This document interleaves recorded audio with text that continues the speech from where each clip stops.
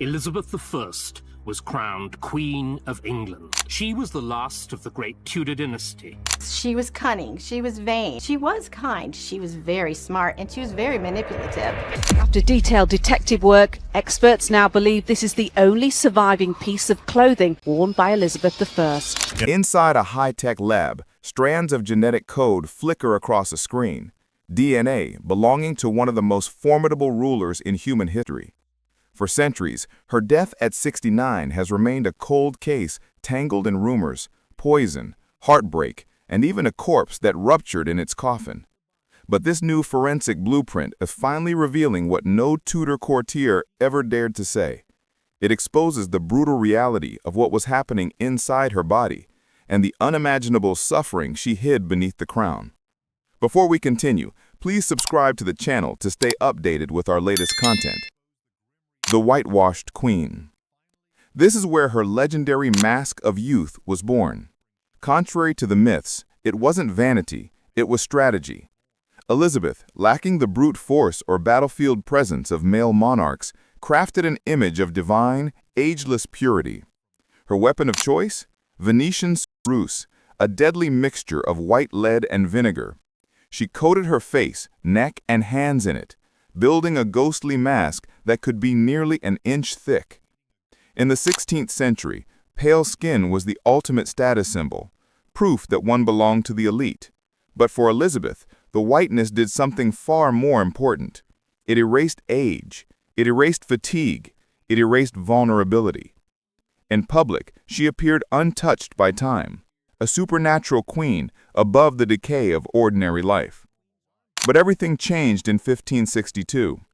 After surviving a near-fatal bout of smallpox, Elizabeth was left with permanent facial scarring.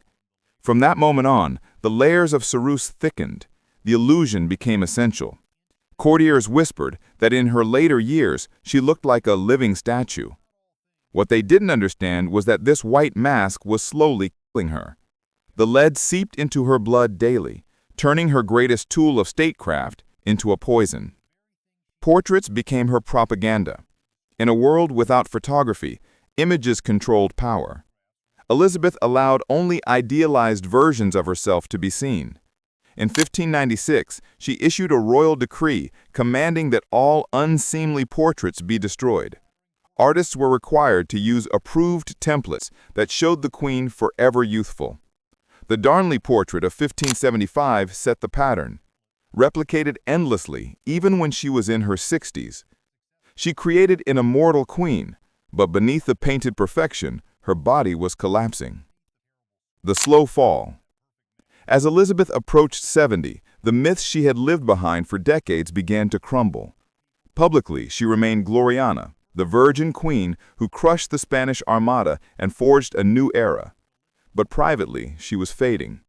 The woman who once commanded rooms with razor-sharp wit and regal fire grew frail, withdrawn, and unbearably lonely.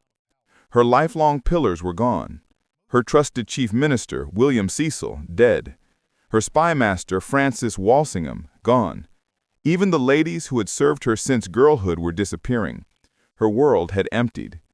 And then came the agony of Robert Devereux, Earl of Essex, the brilliant, reckless favorite she adored like a son. When he attempted a rebellion, she was forced to sign his death warrant. It broke her.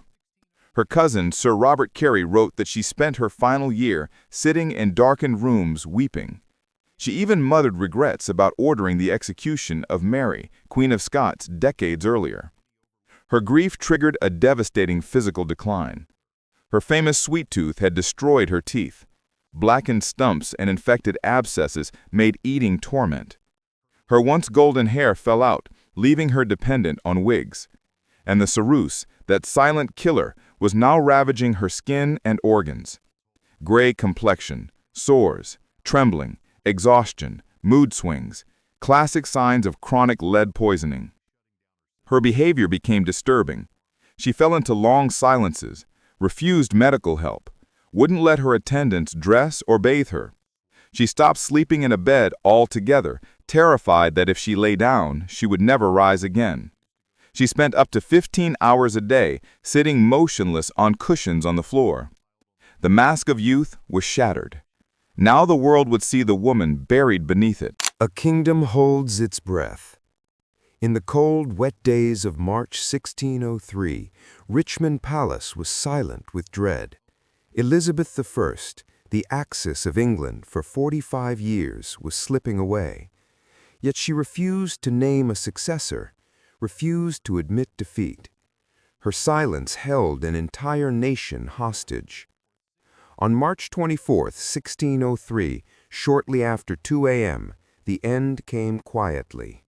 No stirring final words, no royal command, only silence. At her orders, no autopsy was performed. Her body and all its secrets went with her to the grave. But the rumors did not die. Elizabeth Southwell, a lady-in-waiting, later claimed that weeks after burial, the Queen's corpse swelled and exploded inside her lead-lined coffin, releasing a poisonous vapor into the abbey. Long dismissed as Catholic propaganda, the story suddenly gained weight when modern science confirmed the existence of exploding coffin syndrome, a real phenomenon caused by gas buildup during decomposition. More clues hinted at severe illness. Her coronation ring had to be cut off her swollen finger. Her body was failing rapidly, likely due to infection, organ failure, and poisoning. But without an autopsy, nobody could be sure. Did she die of lead poisoning, sepsis, a broken heart, or something more sinister? The Queen took that answer with her. Cracking the code of a queen. For 4 centuries, her final mystery lay sealed in Westminster Abbey.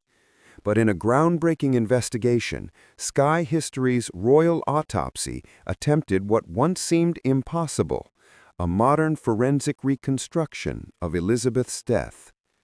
Led by Home Office pathologist Dr. Brett Lockyer and biological anthropologist Professor Alice Roberts, the team analyzed every piece of evidence, portraits, letters, symptoms, and even the chemical composition of her cosmetics.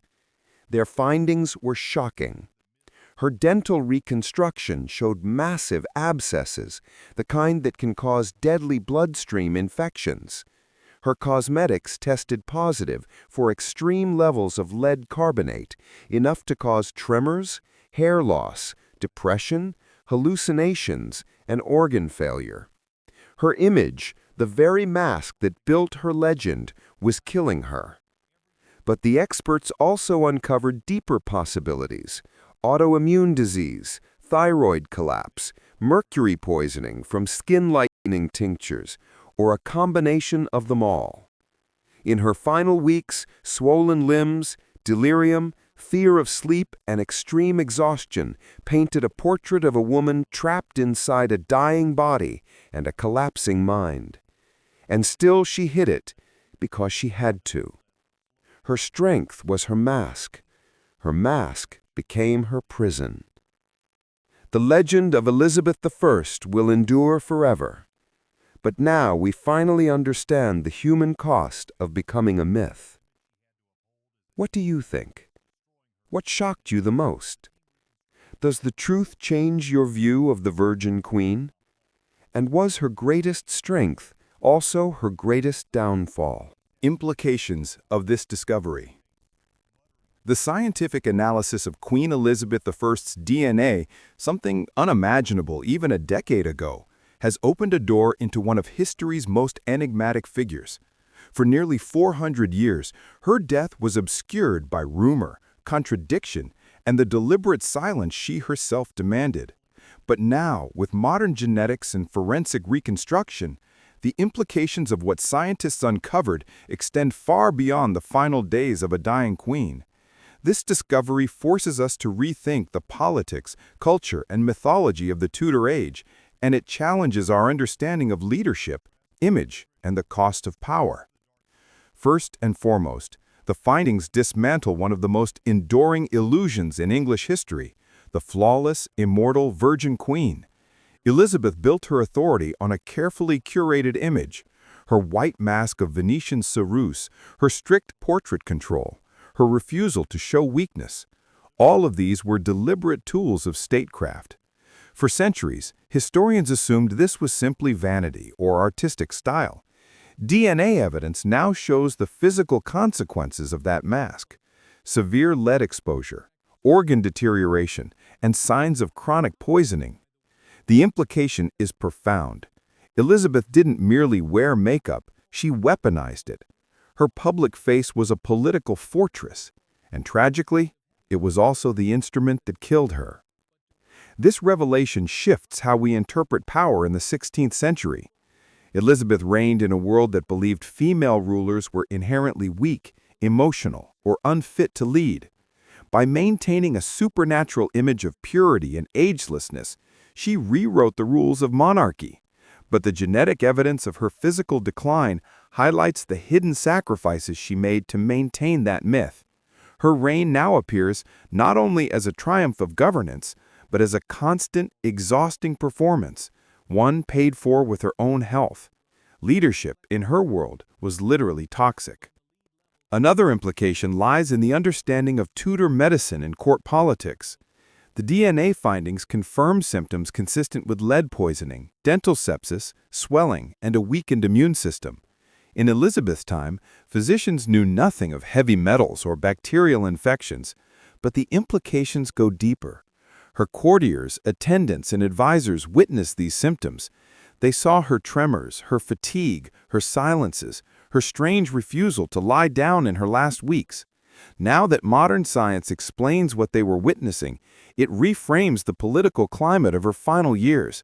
A queen suffering from chronic poisoning was vulnerable, not just physically, but politically. This raises new questions about the decisions made in her declining years, the people who had access to her, and the real condition of England's leadership behind closed doors.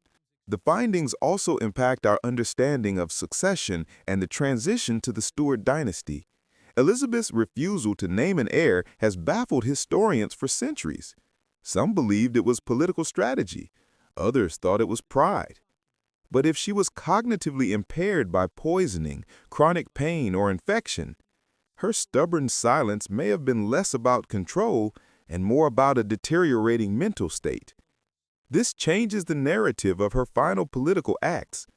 Instead of deliberate ambiguity, her decisions, or lack thereof, may represent a monarch overwhelmed by physical suffering, unable to confront the reality of her own mortality.